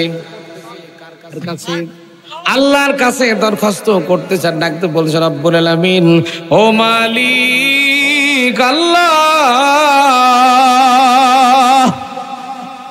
ও আমার আল্লাহ, আমি তো বিচার পেলাম না, ইনসাফপূর্ণ বিচার পাইনি। আল্লাহ গো তোমার কাছে বিচার জানাই দিলাম, আমার চোখের পানিতে তোমার কাছে বিচার দিলাম। আল্লাহ মেহেরবানি করে আমার কলিজার টুকরা পুত্র সন্তানটাকে আমার বুকের মধ্যে ফেরত দেওয়ার ব্যবস্থা তুমি স্বয়ং আল্লাহ নিজেই করে দাও। আমার ভাইয়েরা, আল্লাহর কাছে তার দোয়াটা কবুল হয়ে গেছে। এদিকে আগেই বলেছি ছোট্ট ছেলের নাম ছিল সুলাইমান আলাইহিস সালাম। বয়স কয় বছর? 8 বছরের সন্তান। তখন চোখের পানি দেখতে পেয়েছে। ছোট স্ত্রী টিপ টিপ করে চোখের পানি দেখে যেন বিড়বিড় করে ঠোঁট দেখে যেন আল্লাহর সাথে কথা বলতেছিল। ছোট স্ত্রী আল্লাহকে বলতে যে আল্লাহ আমার বিচার ব্যবস্থাপনা তুমি করে দাও। ছোট স্ত্রী কাঁদতে যে চোখ দিয়ে পানি ঝরছে। হযরত সুলাইমান আলাইহিস সালাম উঠে দাঁড়ালেন, ডাকতে বললেন বাবা দাউদ নবী, আপনি নবী মানুষ, পয়গম্বর মানুষ, আপনি জ্ঞানী মানুষ বাবা, আপনার সামনে কথা বলা মারাত্মক বড় বেয়াদবি হয়ে যায়। তারপর আজকে কথা না বলে পারি না বাবা। যদি তুমি হে আমার আব্বা দাউদ নবী, যদি আপনি আমাকে একটু পারমিশন দিতেন তাহলে এই বিচারটা, আপনি যে বিচার করলেন এই বিচারটা আমার ভালো লাগে। বিচার ভালো লাগেনি সুলাইমান আলাইহিস সালাম, বিচার ভালো লাগেনি বলতেছে। দাউদ আলাইহিস সালাম অ্যাস্টনিশড হয়ে গেলেন, অবাক হয়ে গেলেন। বললেন তাহলে তুমি কি করতে চাও? দাউদ নবী সুলাইমান নবীকে ডাকতে বলে বাবা তুমি কি করতে চাও? সুলাইমান আলাইহিস সালাম ডাকতে বলেন বাবা আপনি যদি পারমিশন দেন তাহলে আমি আপনার ছোট্ট ছেলে দাউদ বিচারটা দ্বিতীয়বারের মতো সানি বিচার সুন্দর করে আমি একটু করতে চাই। আমাদের 8 বছরের ছোট সন্তান যদি ডাকতে বলতো বাবা তুমি যে বিচার করছো তোমার বিচারটা আমার ভালো লাগেনি, আমি বিচার করবো, কোষে একটা থাপ্পড় লাগাতে বলতাম তুই বিচারের কি বুঝিস? ঠিক কিনা? কোষে থাপ্পড় লাগাতে বলতাম তোর বয়স কেবল 8 বছর, এই তুই বিচারের কি বুঝিস? ঠিক কিনা ভাইরা? এই দেখি দাউদ তুমি চিন্তা করলেন তার ছেলেটা কেমন আমলওয়ালা, কেমন এলেমওয়ালা। এই জন্য হযরত দাউদ আলাইহিস সালাম সঙ্গে সঙ্গে স্পেস করে দিলেন, বললেন বাবা তুমি বিচারটা করতে চাও? সুলাইমান আলাইহিস সালাম বলেন হ্যাঁ বাবা বিচারটা করতে চাই, দ্বিতীয়বারের জন্য বিচারটা সানি বিচার করতে চাই। এবার বিচার চলে আসলো। দাউদ নবী ডাকতে বললেন আমি যে বিচার করলাম, এই দুই মহিলা তোমরা চলে আসো। আমি দাউদ নবী যে বিচার করছে আমার বিচারটা বাতিল হয়ে গেছে, ক্যান্সেল হয়ে গেছে। বাংলাদেশের হাইকোর্টের কিন্তু 2টা ডিভিশন আছে, সুপ্রিম কোর্টের 2টা ডিভিশন আছে, একটা হলো হাইকোর্ট ডিভিশন, একটা হলো আপিল ডিভিশন। জানেন না? সুপ্রিম কোর্টের 2টা বিভাগ আছে, একটা হলো হাইকোর্ট আর একটা হলো আপিল কোর্ট। হাইকোর্টে যদি কোনো রায় হয়ে যায় আপিল করার পরে ওই রায়টা কিন্তু পরিবর্তনও হওয়ার সুযোগ আছে। আমার ভাইয়েরা দাউদ আলাইহিস সালাম বলেন আমার বিচারের উপর আপিল হয়ে গেছে, সুতরাং বিচারটা ক্যান্সেল হয়ে গেছে। তোমাদের বিচার আমার এই ছোট্ট ছেলে সুলাইমান 8 বছরের বাচ্চা ছেলে তোমাদের বিচারটা নতুন করে নতুন স্টাইলে করবে। আর সুলাইমান যে বিচার করে দেবে এটাই ফাইনাল, এটাই ফাইনাল, এটাই ফাইনাল হয়ে যাবে। বিচারটি চূড়ান্ত বিচার বলে বিবেচিত হবে। আমার প্রিয় ভাইয়েরা এবার যখন হযরত সুলাইমান আলাইহিস সালামের কাছে বিচার চলে আসলো, সুলাইমান নবী তখন তো তিনি নবী হননি, ছোট্ট মানুষ। বয়স কয় বছর? 8 বছরের ছোট্ট মানুষ। তখন সন্তানটাকে বুকের মধ্যে জড়িয়ে নিলেন। সন্তানটাকে বুকের মধ্যে জড়িয়ে নেওয়ার পরে বড় স্ত্রী মুসাম্মদ মিশা কথা খাতুনকে জিজ্ঞেস করলেন সত্যি করে বলে জীবিত পুত্র সন্তান কার? এখন মিশা কথা খাতুন সুন্দর করে স্পষ্ট ভাষায় বলতে জীবিত সন্তান আমার। আপনি তো দেখলেন আপনার বাপ রায় দিল বিচার করে আমাকে বাচ্চা তুলে দিছে, বুঝেন? তারপরে বলতেছি সন্তান আমার, এই কথা বলতেছি। এইদিকে ছোট স্ত্রীকে হযরত সুলাইমান আলাইহিস সালাম ডাকতে বলে সত্য করে বলে জীবিত পুত্র সন্তান কার? ছোট স্ত্রী কাঁদতেছে, চোখের পানি ফেলে ডাকতে বলতেছে ওগো সুলাইমান, বাবা সুলাইমান তুমি ছোট্ট মানুষ, তুমি তো দেখেছো জীবিত পুত্র সন্তান আমি জন্ম দিয়েছি, কিন্তু আমি কিন্তু ইনসাফপূর্ণ ন্যায় বিচারটা পাইনি। তোমার বাপ বিচার ভুল করে দিয়েছে, তোমার বাপের পক্ষ থেকে বিচার পাইনি। অরিজিনালি সত্যিকারের পুত্র সন্তান আমি জন্ম দিয়েছি, কিন্তু সাক্ষী ঠিকঠাক মতো দিতে না পারার কারণে সন্তান তো আমাকে তোমার বাপ দিল না। এই জন্য করে কাঁদতে কাঁদতে এই বিচার কার্য ত্যাগ করে আমি চলে যাচ্ছিলাম। সুলাইমান নবী বললেন, বড় স্ত্রীকে বললেন তুমিও সন্তানের দাবি করতেছো, ছোট স্ত্রীকে বললেন তুমিও সন্তানের দাবি করতেছো। একজন সন্তান 2জন মা কখনো কোনো দিন প্রসব করতে পারে? পারে না। সুতরাং অবশ্যই তোমরা নিশ্চিত একজন সন্তান ডেলিভারি করেছো, অবশ্যই কোনো ঝামেলা আছে। সুতরাং আমি সুলাইমান সুন্দর চমৎকার তোমাদের জন্য একটা রায় দিতে, সেটা হলো এই সন্তানটাকে মাঝখানে কেটে 2 টুকরা করে 2 জনকে সমান অংশে ভাগ করে দেব। কোন জায়গায় হাত দিছে এবার চিন্তা করেন তো দেখি কি কাম হয়ে গেল। এবার ভাইরা আমার, এবার চিন্তা করে দেখেন অরিজিনাল মা সন্তানের জন্য কলিজার মধ্যে কষ্ট আছে না নাই? বড় স্ত্রী বলতেছে, সুলাইমান বাবা সুলাইমান, তুমি যে বিচার করছো ঠিক আছে ঠিক আছে ঠিক আছে, কাটো কাটো কাটো, মানে জিনিস তোর নেই, ওর কি লাগবে? ও চিন্তা করছে আমারটা মরছে তোরটাও মরু। দেখবেন আমার দেশে আমার এলাকায় কিছু মহিলা যখন দেখবেন যে নিজের সন্তানের গায়ে জ্বর হয়েছে, জলপট্টি মারতেছে, পাশের বাড়িটা যখন খেলাধুলা করে চিন্তা করতে, ওই মহিলা চিন্তা করে আমারটার জ্বর হয়েছে তোরটার কলেরা হয় নাকি? কথা হয় না, ঠিক না? এরকম মহিলা আমদো এলাকায় অবশ্যই না, না এদিকে নাই। আমার কথা কি আপনাদের কষ্ট হচ্ছে ভাই? ভাইরা আমার, এবার মহিলা যখন বলতেছে কাটো, কেটে 1 টুকরা তাড়াতাড়ি টুকরা আমাকে দাও, বাড়ি চলে যাব। আর এই অরিজিনাল মা, সত্যিকারের মা তখন কাঁদতেছে, চোখের পানি পড়তেছে। মা চিন্তা করতেছে আমার সন্তান আমার কাছে না থাক, ওর কাছেই থাক, তাও জীবিত থাক না। সুবহানাল্লাহ, কাল সকাল 10টা বলেন আজকে থাক, জোরে কর না সুবহানাল্লাহ। কোরআনের আলোচনা শুনতে কি আপনাদের কষ্ট হচ্ছে ভাই? ভাই সারাটা তো আপনারা থাকেন, আমি চলে যাবো। ভাইরা আমার লক্ষ্য করুন, এবার যখন সন্তানকে এরকম ডিসাইড করানো, এরকম যখন বর্ণনা করছিলেন, সুলাইমান আলাইহিস সালাম বললেন 2 টুকরা করে দেব। বড় স্ত্রী বলছে তাড়াতাড়ি করে কেটে 1 টুকরা আমাকে দিয়ে দেন। ছোট স্ত্রী কাঁদতেছে, চোখের পানি পড়তে, চোখের পানি ঝরছে, ডাকতে বলছে যাবো না, সন্তান কাটার দরকার নাই, সন্তানকে কাটবেন না, সন্তান আমাকে দেওয়া লাগবে না, আমার দরকার নাই, সন্তান আমার কাছে থাকা লাগবে না, সন্তান আপনি ওকেই দিয়ে দেন, ওর কাছেই থাকুক, তারপর আমার বাচ্চাটা দুনিয়াতে জীবিত বেঁচে থাকুক, এর নাম মা। ভাইরা বুঝতে বাকি রইল কার সন্তান? সুলাইমান আলাইহিস সালাম সঙ্গে সঙ্গে সন্তানটাকে আস্তে করে ছোট স্ত্রীর হাতের মধ্যে দিয়ে দিলেন। আর বাপ দাউদ আলাইহিস সালামকে ডাকতে বললেন, বাবা দাউদ নবী, আপনি নবী মানুষ বিচারের ভুল করে ফেলেছেন।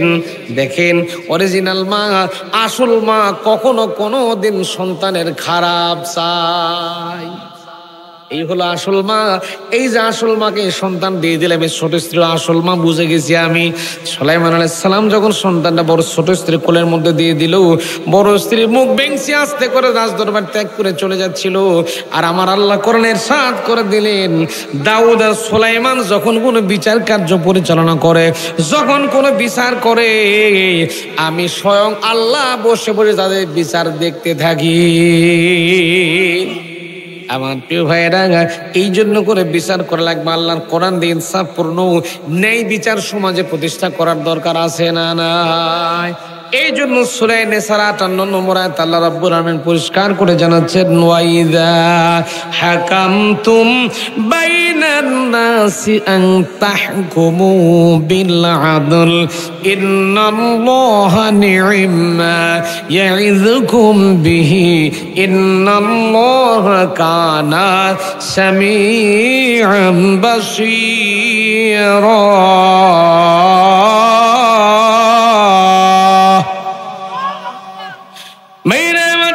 এবার আসেন বিশরের বিচারটা করে একবার ওয়াজটা ফিনিশিং দেয়া যায়। আবার দেব ওই বিশর মনে আছে? ইহুদিয়ার বিশরের ঘটনা, আল্লাহ নবীর বিচার মনে আছে না ভুলে গেছেন? মনে ভুলে গেছেন? ওই যে বিচার, নবীর কাছে বিচার গেল, 1 খণ্ড জমির বিচার, ভুলে গেছেন? নবীর বিচার, এবার নবীর বিচার চলে আসে আমার ভাইরা আমার। বিশর নামক মুসলমান জবরদখল করে জমিটা ভোগ দখল করে খাচ্ছিল। আল্লাহ নবীর কোর্টে বিশর নামক মুসলমানের বিরুদ্ধে ইহুদি আপিল করেছিল, মনে আছে আপনাদের? বিচারে এবার নবীজি শুরু করলেন, দুইজনকে ডাকলেন, ডাকার পরে নোটিশ করলেন, নোটিশ করে ডাকলেন, ডেকে নেওয়ার পরে এবার বিচার শুরু করলেন। বিচার শুরু করতে গিয়ে নবীজি আগে সর্বপ্রথম মুসলমান বিশরকে প্রশ্ন করলেন, বিশর এখন জমির সিস্টেম হলো, জমির যখন বিচারিক মামলা হয় দলিল যার জমি, এটাই তো সিস্টেম নাকি? আপনি কোর্টে যখন যাবেন, ম্যাজিস্ট্রেট কোর্টে যখন যাবেন, ম্যাজিস্ট্রেট দলিল খুঁজবে না? খুঁজবে তো নাকি? ভাইরা আমার, বিশর তখন জাল দলিল করে রেখে দিয়েছিল, সুন্দর করে জাল দলিল করে দিয়েছিল। জাল দলিল করে দেওয়ার পরে নবীজি বললেন, বিশর তুমি জমিটা ভোগ দখল করছো, কোন আইনে, কোন অধিকার বলে, কিসের বলে তুমি জমিটা ভোগ দখল করছো? বিশর তখন মিথ্যা কথা বলতেছে, ডাকতে বলছে, হে নবী, আমি আপনার দলের লোক। কার লোক? আমি আপনার দলের লোক। আমি জেহাদে পয়সা দেয়, আপনার পেছনে নামাজ পড়ে, রোজা করে, হজ করে, জাকাত দেয়, আমি হলাম মুসলমান, সে কিন্তু ইহুদি। বুঝাই দিতে নবীকে বুঝাচ্ছে, সে কিন্তু ইহুদি, আমি মুসলমান। হে নবী, আমি জমিটা টাকা দিয়ে কিনছি, তার পৈতৃক সম্পত্তি ছিল, কিন্তু আমি জমিটা কিনেছি। আসলে কিন্তু সে কিনে নিয়ে জবরদখল করে, ভোগ দখল করে, জাল দলিল করে, ভোগ দখল করে খাচ্ছিল। এবার নবীজি বুঝতে পারলেন তার জলের দলিল আদিল্লা সুন্দর করে নবীজি বিশ্লেষণ করে দেখলেন, অরিজিনালি জমিটা জাল দলিল করে বিশর ভোগ দখল করে খাচ্ছে। এবার বিশরের ডাক দিয়ে বলেন, ইহুদিরে ডাক দিয়ে বললেন, ইহুদিরে তুমি একটু বলো তোমার কি ঘটনা? ইহুদি ডাকবে বলছে, হে রাসূল, এই লোকটা বিশর নামক মুসলমান, আপনার দলের লোক, আপনার কাছের লোক, আপনার ঘনিষ্ঠ মুসলমান। কি মুসলমান? আমি ইহুদি মানুষ। এই মুসলমান ধনী লোক, আমার বাড়ির পাশে তার বাড়ি, জবরদখল করে আমার জমিটা ভোগ দখল করে খাচ্ছিল। আমার বাপ দাদার পৈতৃক সম্পত্তি, এই জমিটা যে গায়ের জন্য ভোগ দখল করে খাচ্ছে। হে নবী, আমি গরিব মানুষ, এই জন্য কিছুই করতে পারি না। হে নবী, আপনার কাছে বিচার দিয়েছি, এই যে আমার জমির দলিল রেকর্ড আছে, সিএস খতেন, আরএস খতেন, 62, 72 গোষ্ঠী শুদ্ধ সব আমার নামে।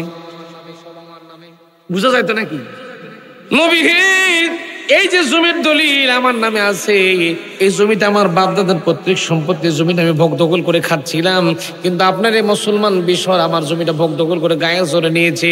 এখন আল্লাহর কোরআনে কারিমে আল্লাহ ইরশাদ করতেছেন, ওয়ালা ইয়াজরিমান্নাকুম শানাআনু কওমিন আলা আল্লাহ তা'দিলু ই'দিলু হুয়া আকরাবু লিত্তাকওয়া ওয়াত্তাকুল্লাহা ইন্নাল্লাহা খাবীরুম বিমা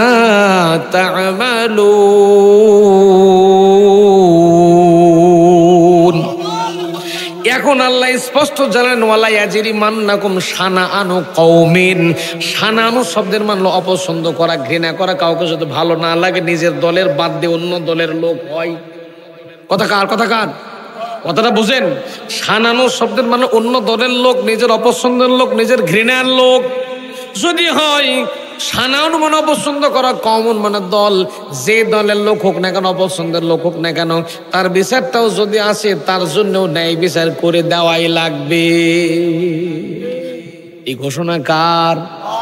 ভাইরে, ইহুদি ডাকতে বলে, হে নবী, আমি জমি পাচ্ছি না, এই জন্য করে আপনার কোর্টে একটা মামলা দিয়েছি। নবীজি বললেন, তাহলে তোমার জমির দলিল পত্র আমাকে একটু দেখায় দাও। তোমার জমির দলিল পত্র আমি একটু দেখি। আল্লাহর নবী জমির দলিল পত্র দেখলেন। জমির দলিল পত্র দেখার পর নবীজি বুঝতে বাকি রইল না, আসলে জমিটা ইহুদির জমি, বিশর ভোগ দখল করে, জবরদখল করে, ভোগ দখল করে খাচ্ছিল। এবার নবীজি ছোট্ট করে একটা রায় দিলেন, বিশরে তাড়াতাড়ি করে আমি নবী তোমাকে রায় দিলাম, তাড়াতাড়ি করে তুমি জমিটা ভোগ দখল করা ছেড়ে দাও। এই জমিটা ইহুদিকে তুমি বাদ দিয়ে, ইহুদিকে জমিটা বের করে দিও, ইহুদি আজ থেকে জমিটা ভোগ দখল করবে। আমার ভাইরা, নবীজি যখন এই বিচারে রায় দিলেন, এত সুন্দর রায় দিলেন, রায়টা চলে গেল ইহুদির পক্ষে। রায় যখন চলে গেছে, মুসলমান বিশরের বিচারটা নবীর বিচার মুসলমান বিশরের পছন্দ হলো। ভাইরা আমার, নবীর দরবার থেকে বেরো আসার পরে বিশর তখন ইহুদিরে ডাকতে বললো, ভাই রে, চলো, বিচারটা নবীর বিচার আমার পছন্দ হয়নি, আমি বিচারটা ছানি করার জন্য, দ্বিতীয়বার করার জন্য আর একটা জায়গায় নিয়ে যেতে চাই। এখন ইহুদি ডাকতে বললো, তুমি যে নবীর দলের লোক, যে নবীর সাথে নামাজ পড়ো, রোজা করো, হজ করো, জাকাত দাও, জেহাদে পয়সা দাও, জেহাদে থাকো, সব জায়গায় থাকো, সেই নবী তোমার বিচার করে দিয়েছে, নবীর বিচার তোমার পছন্দ হলো, তুমি কেমন মুসলমান? তুমি কেমন মুসলমান, নবীর বিচার তোমার পছন্দ হয় না? লোকটা বলল, ভাই নবীজি বোঝেনি, আমি যে নবীর দলের লোক এই জিনিসটা বুঝি। নবী বোঝেনি। নবী কি? নবী বোঝেনি, এই জন্য নবী রায় দিতে ভুল করে ফেলেছে। তোমার পক্ষে রায় দিয়েছে, বিচারটা স্থানী করার জন্য দ্বিতীয়বারের জন্য আমি নিয়ে যাইতেছি। আমার প্রিয় ভাইয়েরা, এবার দ্বিতীয়বারের জন্য বিচারটা স্থানী করার জন্য চলে গেল হযরত ওমরের কাছে। কার কাছে? হযরত ওমর রাদিয়াল্লাহু তাআলা। মানুষটা তো খুবই নরম নরম। ভাইয়েরা দেখেন, পাম কারে বলে দেখেন। ইহুদি আর মুসলমান দুইজন মিলে সানি বিচার করার জন্য হযরত ওমর রাদিয়াল্লাহু তাআলার কাছে গিয়েছে। গিয়ে ডাকতে বলতেছে, ভাই ওমর রে, তুমি জ্ঞানী মানুষ, বিচক্ষণ মানুষ, এই মদিনার মধ্যে তুমি একটা ভালো শিক্ষিত মানুষ, জ্ঞানী মানুষ, এলেমওয়ালা মানুষ, ভাই তুমি বিচার আচার ভালো বুঝো। তোমার কাছে একটা সানি বিচার করার জন্য আমরা হাজির হয়ে গেছি। হযরত ওমর রাদিয়াল্লাহু তাআলা বলেন, সানি বিচার করার জন্য তোমরা এসেছো, তাহলে প্রথমবার দিছিলে কার কাছে? দেখেন, হযরত ওমরকে বলছে, ভাই ওমর, তুমি জ্ঞানীগুণী মানুষ, এলেমওয়ালা মানুষ, ভাই মক্কা মদিনার মধ্যে তুমি সবচেয়ে ভালো বিচক্ষণ মানুষ, একটা বিচার আমরা দ্বিতীয়বার রিভিউ করার জন্য বিচারটা এনেছি, তুমি একটু বিচারটা করে দাও। হযরত ওমর বলছেন, আমি দ্বিতীয়বার বিচার করার জন্য বিচার করব, তাহলে প্রথমবার দিছিলা কার কাছে? বলতেছে, প্রথমবার দিছিলাম আল্লাহর নবীর কাছে। কার কাছে? আল্লাহর নবীর কাছে। এখন হযরত ওমর বলে, আল্লাহর নবী কি বিচার ঠিকঠাক করে দেয়নি? বলছে, হ্যাঁ দিছে। তো বলছে, আমি যে নবীর দলের লোক, এইটা নবী বুঝি বোঝেনি। কথা কি বুঝতেছেন আপনারা? এই কারণে নবী আমার পক্ষে রায় নেয়, ইহুদির পক্ষে নবী রায় দিছে। বিচারটা তুমি ভালো জ্ঞানীগুণী মানুষ, ভাই তুমি একটু বিচারটা ক্লিয়ার করে দাও। হযরত ওমর বলেন, ঠিক আছে, দাঁড়াও, তোমাদের বিচার করতেছি। আগেই কোন সুবহানাল্লাহ, সুবহানাল্লাহ বলেন। হযরত ওমর বললেন, তোমাদের বিচার করতেছি, আমি একটু ভিতরে যাবো আর আসবো। মুসলমান দাঁড়িয়ে আছে, খুব সম্ভ্রান্ত ফ্যামিলির মুসলমান।